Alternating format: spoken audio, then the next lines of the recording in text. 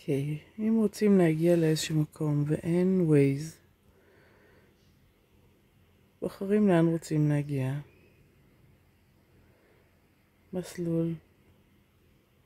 מאיפה אנחנו יוצאים. ויש לנו את המסלול על גבי המפה. תצוגה מקדימה.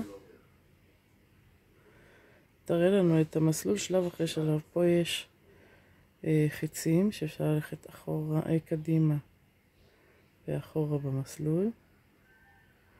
שבעצם תוך כדי נסיעה אנחנו יכולים גם להסתכל מה רשום פה וגם לראות את המפה,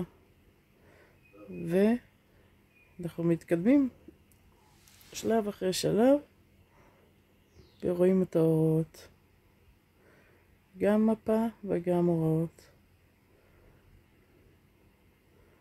עד ליעד או עד שה-GPS חוזר.